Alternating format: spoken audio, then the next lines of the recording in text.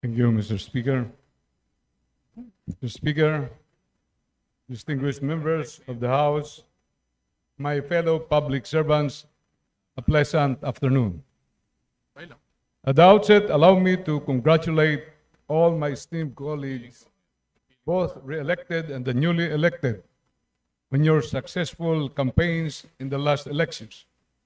Your presence here reflects your dedication to serve your respective constituencies. Congratulations as well to the newly elected officers of the House for the 20th Congress.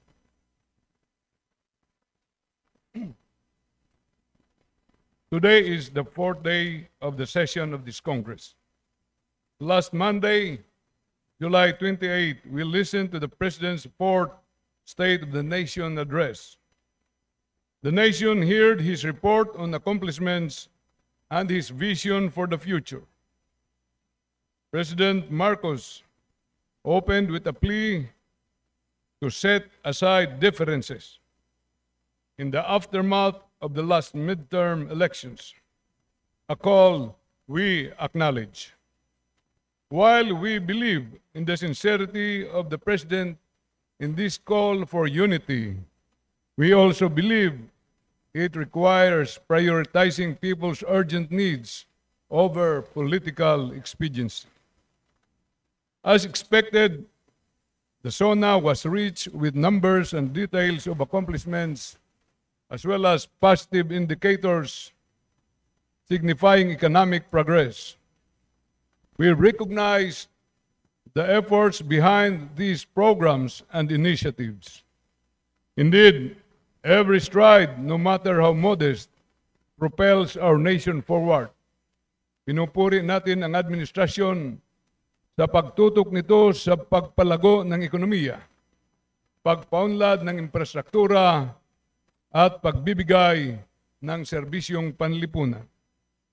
However, as your minority leader, my duty is not only to listen and comment, but most importantly, to expose the realities felt on the ground, to articulate the concerns of those who continue to struggle, and to offer a perspective that complements and at times critically examines the narrative presented. Ungat maganda ang datos, ngunit para sa milyon-milyon Pilipino, hindi ito ramdam sa pang-araw-araw na buhay. Economic growth must be measured not only by statistics, but by the lived experience of our people. Mr. Speaker, the official poverty incidence among the populace, while showing a decline, still reveals a stark reality. According to World Bank Group, the poverty incidence stood at 8.1% in 2021, meaning nearly 20 million Filipinos live below the poverty line. On the other hand, latest official figures from the Philippine Statistics Authority show a decrease to 15.5% in 2023, or about 17.5 million Filipinos. However, an SWA survey in June 2025 shows that 49% of Filipino families continue to consider themselves poor. Halos kalahati pa rin ng ating mamamayan ang ramdam, ang hirap at kakulangan.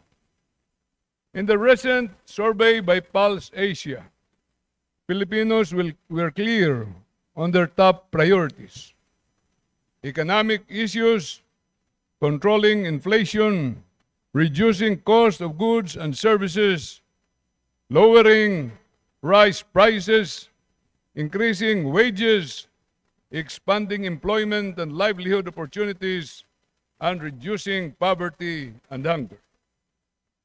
The President spoke of easing inflation and the promise of highly subsidized 20 peso per kilo of rice nationwide. Yet, for the ordinary consumer, this remains unattainable, often hovering at 45 to 60 pesos per kilo, sometimes higher. Para sa karaniwang mamimili, nananatiling mahal pa rin ang bigas sa pamilihan. Our farmers continue to grapple with high input costs, inadequate support, and the relentless onslaught of smuggling and illegal price manipulation which cripple their livelihoods.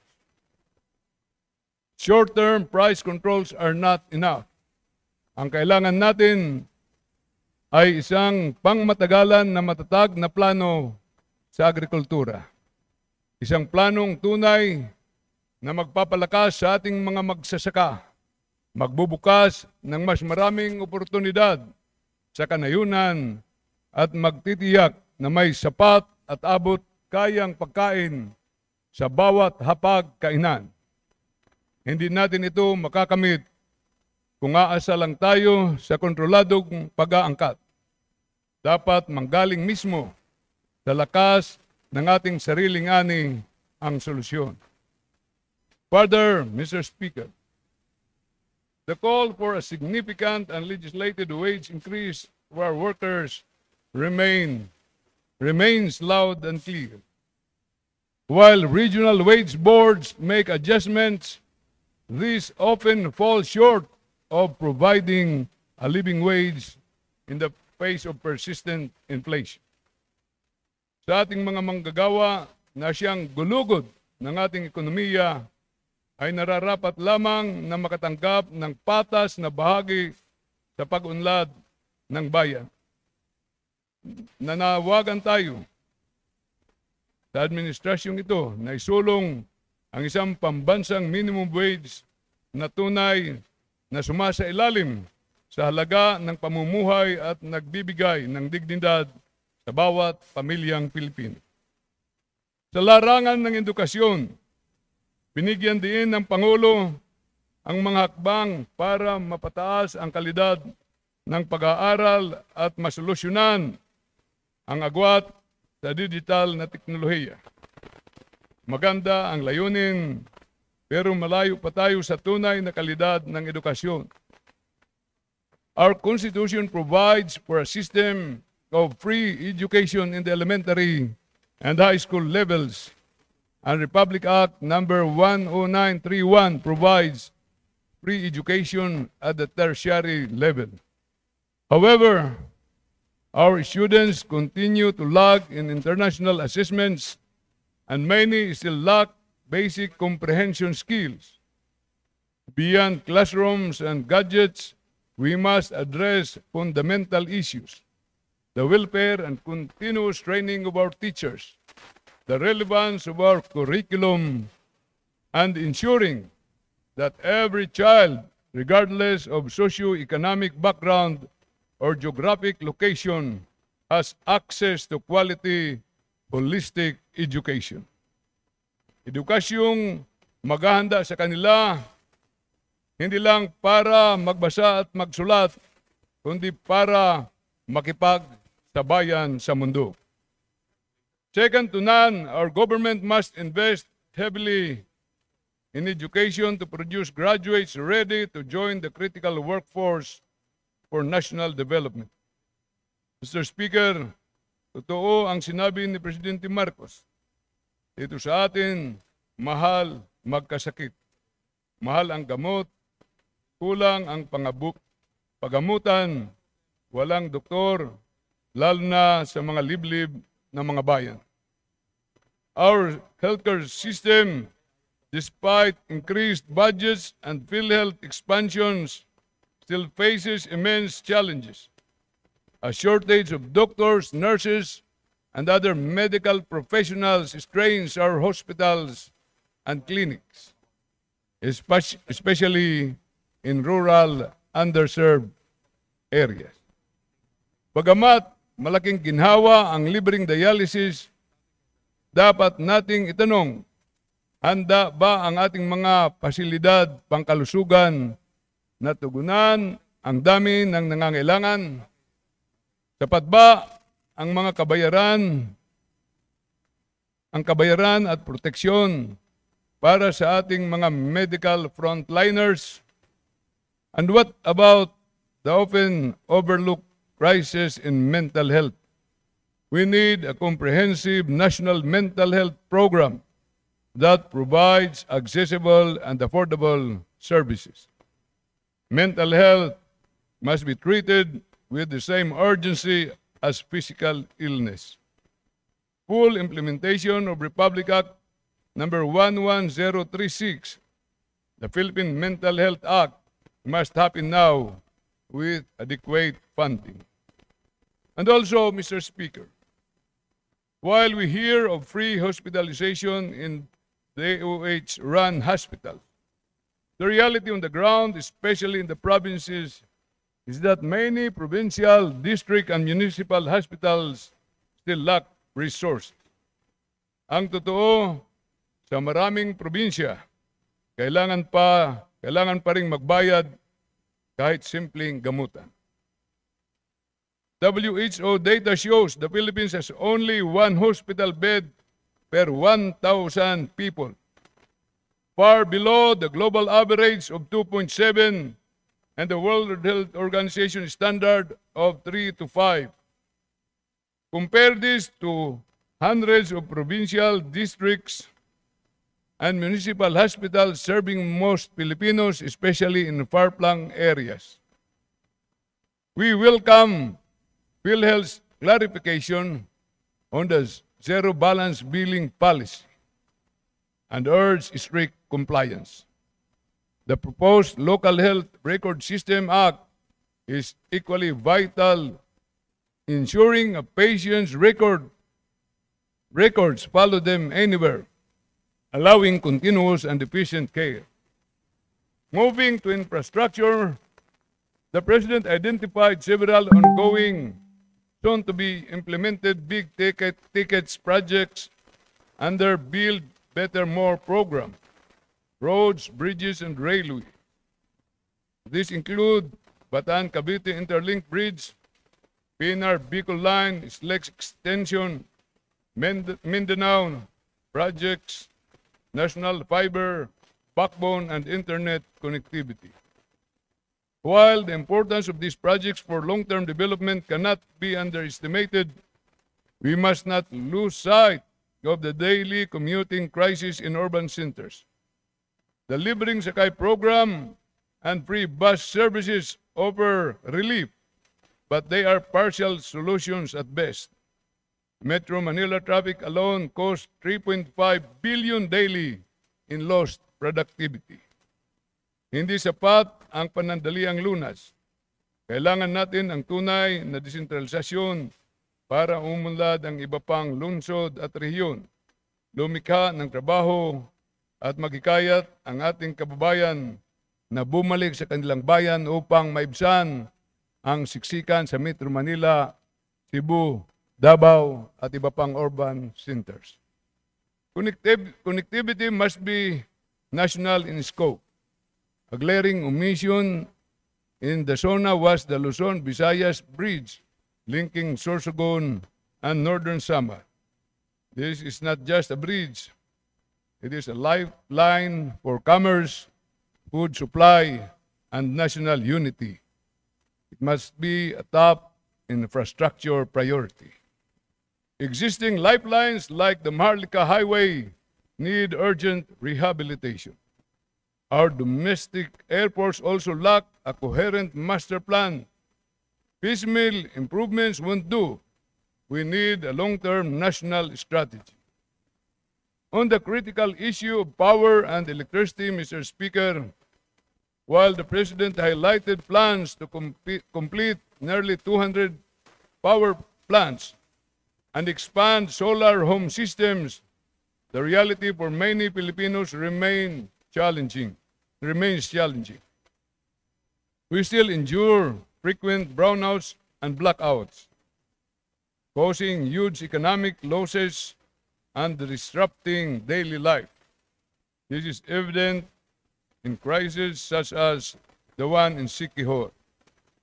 Furthermore, the Philippines still faces some of the highest electricity costs in Southeast Asia, burdening households, industries, and business alike.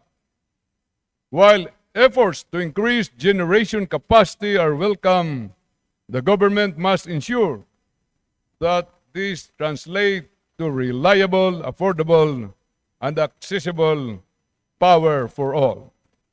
The heavy reliance on fossil fuels also raises concerns about long-term energy security and environmental sustainability. Thus, Mr. Speaker, we laud the President's declaration to continuously plant up to 100 million coconut trees nationwide.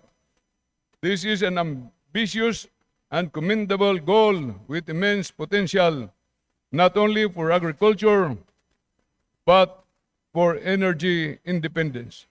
Investing in local biodiesel production from coconut oil can significantly reduce reliance on imported fossil fuels and create new rural industries and jobs. Thus, we strongly oppose the Department of Energy's suspension of the mandatory biodiesel blend, increase from B2 to B4 and eventually B5.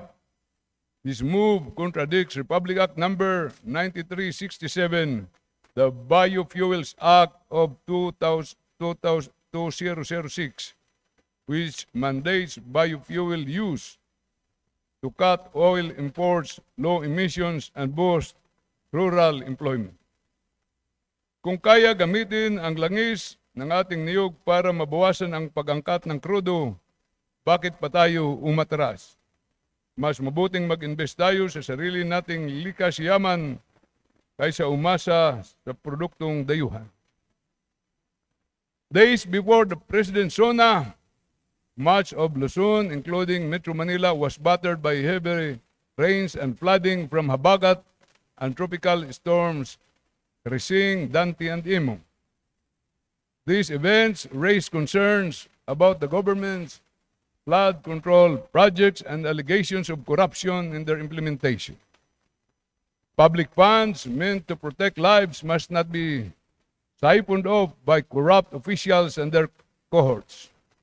We commend the President and strongly support his call for genuine accountability and a transparent audit of flood control projects, ensuring no centavo is lost to greed. Transparency is the first step. Follow-through is critical. We expect timely release of projects list and active prosecutions of wrongdoing. We likewise support a unified, integrated, science-driven flood control program coordinated nationally instead of the current fragmented scheme.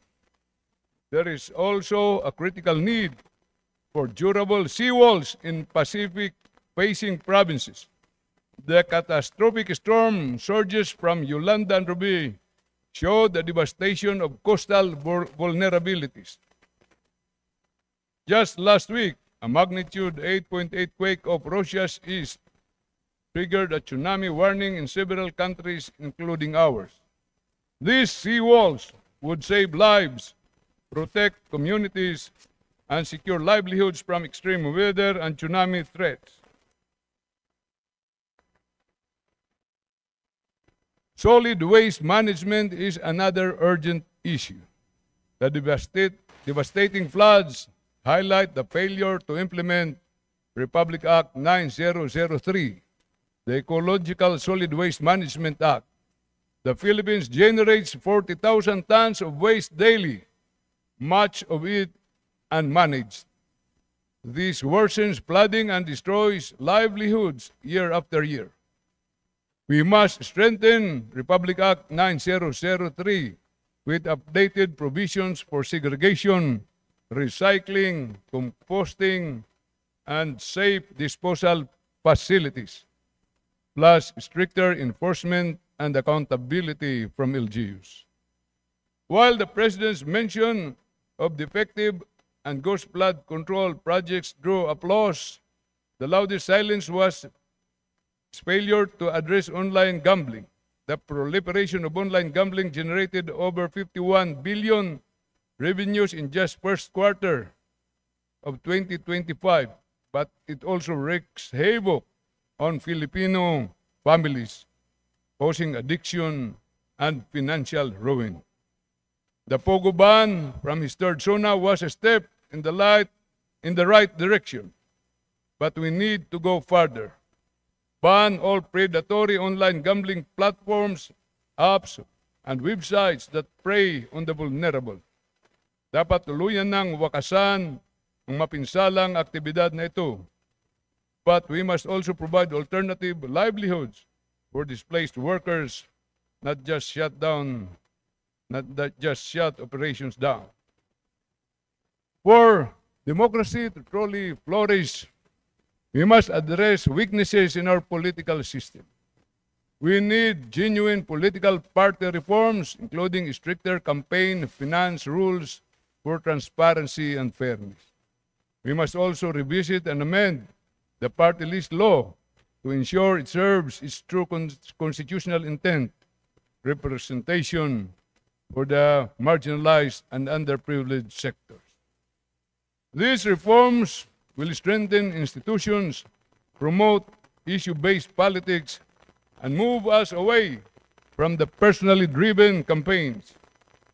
Mr. Speaker, the state of the nation is not just measured by numbers, statistics, or infrastructure projects, but by the daily reality of every Filipino, whether they can feed their families, earn a living wage, access education and healthcare, feel safe, and trust that their government works for them. The best part of the President SONA is that he knows our problems. We hope he delivers his promises. Ang tagumpay ng Pangulo ay tagumpay ng sambayanan at ang kaunlaran ng Pilipinas ay kaunlaran ng bawat mamamayan. Kaya't kami sa Minorya ay handang makipagtulungan para sa kapakanan ng lahat. Thank you, Mr. Speaker. Thank you, my dear colleagues.